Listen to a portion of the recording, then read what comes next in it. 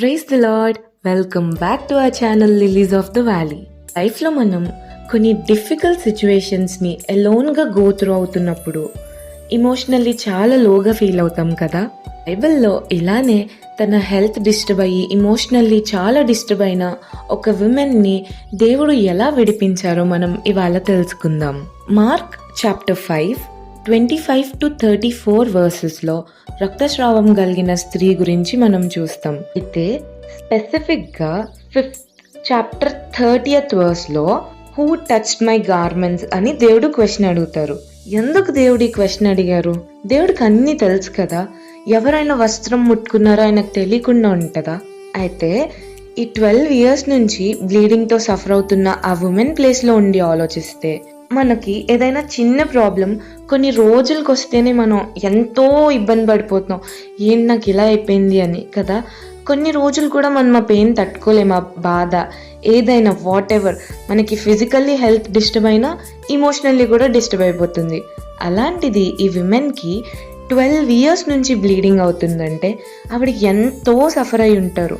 ఆవిడకి ఖచ్చితంగా emotional illness and spiritual illness కూడా ఉండే ఉంటుంది. ఇమోషనల్ ఇల్నెస్గా చూస్తే ఆ కల్చర్లో ఆవిడ ఒక అన్క్లీన్ విమెన్గా కన్సిడర్ చేశారు ఆవిడ్ని. అంటే ఆవిడ్ని దూరం పెట్టేవాళ్ళు, ఆవిడ్ని ఐసోలేటెడ్గా ఉంచేవాళ్ళు. Like she is unclean. తన్ని ప్రేమించిన వారికి ఆవిడ దూరంగా ఉండేవాళ్ళు.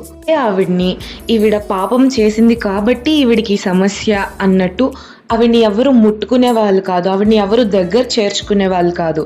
మనకే కనుక అలాంటి డిస్టర్బెన్స్ వచ్చి అందరూ మనల్ని దూరం పెట్టేస్తే కొన్ని రోజులే మనం తట్టుకోలేం కదా. కోవిడ్ టైంలో మనం చూసుంటాం, ఒక 1 week మనం ఐసోలేషన్లో ఉంటేనే ఎంత కష్టపడిపోయే వాళ్ళము. అలాంటిది ఈవిడికి తెలియని సమస్యతో ఈవిడుంటే 12 years ఈవిడ్ని ఐసోలేట్ చేశారు.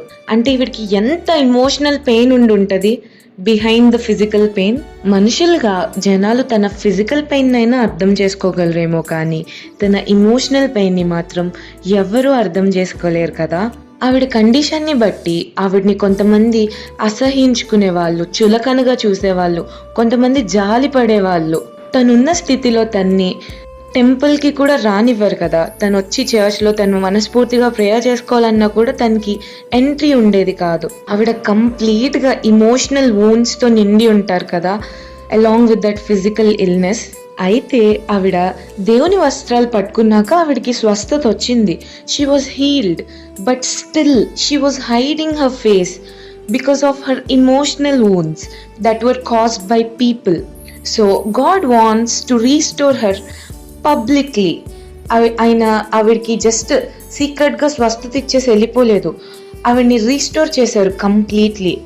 2:33 వర్సెస్లో చూస్తే దేవుడు ఎవరు పట్టుకున్నారని వెనక్కి తిరిగి చూస్తున్నప్పుడు ఆ స్త్రీ తనకు జరిగినది ఎరిగి భయపడి వణుకుచూ వచ్చి ఆయన ఎదుట సాగిలపడి తన సంగతి అంతయు ఆయనతో చెప్పెను. అందుకు ఆయన, కుమారి, నీ విశ్వాసము నిన్ను స్వస్థపరిచెను, సమాధానము గలదానవై పొమ్ము, నీ బాధ నివారణయై నీకు స్వస్థత కలుగుగాక అని ఆమెతో చెప్పెను. అన్ని రోజులు ఐసోలేటెడ్గా ఉన్న ఆవిడ్ని దేవుడు పిలిచి స్వస్థపరిచి కుమారి అంటే ఆయన ఒక డాటర్గా ఆవిడ్ని దగ్గరకు తీసుకున్నారు. After a 12 year long gap, ఆ 12 yearsలో ఆవిడకి ప్రేమ చూపించలేదు, ఆవిడ దగ్గరికి రాలేదు. అలాంటి ఆవిడ్ని దేవుడు కుమారి అని పిలిచినప్పుడు ఆవిడకి ఎంత ధైర్యం వస్తుంది. కంప్లీట్గా ఆవిడ ఇమోషనల్ వూండ్స్ అన్నీ కూడా హీల్ అయిపోతాయి ఫిజికల్ వూండ్స్తో పాటు. ఒక్కసారిగా దేవుడు ఆవిడ్ని కుమార్తె అని పిలవగానే ఆవిడ మనస్సు ఎంత సంతోషపడి ఉంటుంది కదా. మనలో కూడా ఎవరైనా ఇలాంటి కండిషన్లో ఉండొచ్చు. Not only health issue, any condition where you feel worthless, unworthy, but when you show little faith and come to him, surely he will restore you. మనం విలువలేని పాత్రలమే అయ్యుండొచ్చు, మనల్ని కొనువారెవరూ లేకపోయి ఉండొచ్చు, కానీ ఆయన వెలలేని రక్తముతో ఆయన మనల్ని వెలుగొందు పాత్రగా చేశారు. మనం పగిలి ఉన్న పాత్రలమే అయ్యుండొచ్చు, కానీ ఆయన మనల్ని పనికొచ్చే పాత్రగా చేయడానికి ఇష్టపడుతున్నారు. We are not worthless anymore. ప్రార్థన చేసుకుందాం. ప్రభా, మాలో ఎవరైతే ఇమోషనల్ వూండ్స్తో ప్రభా బాధపడుచున్నారో తండ్రి, నీవు బాహాటముగా ఎరిగి ఉన్నావు తండ్రి. అయ్యా ఫిజికల్ పెయిన్ మాత్రమే మనుషులు అర్థం చేసుకోగలరు, కానీ మా ఎమోషనల్ వూండ్స్‌ని అర్థం చేసుకొని హీల్ చేయగలిగిన దేవుడవు నీవే ప్రభువా. తండ్రి, మాలో ప్రతి ఒక్కరిని మీరు జ్ఞాపకం చేసుకోనండి. మా బాధల నుంచి ప్రభువా, ఎమోషనల్ బాధల నుంచి మీరు హీల్ చేసి ప్రభువా, కంప్లీట్‌లీ రీస్టోర్ చేసి నూతన పరచమని యేసయ్య నామంలో ప్రార్థించి వేడుకొంచున్నాను తండ్రి. ఆమేన్.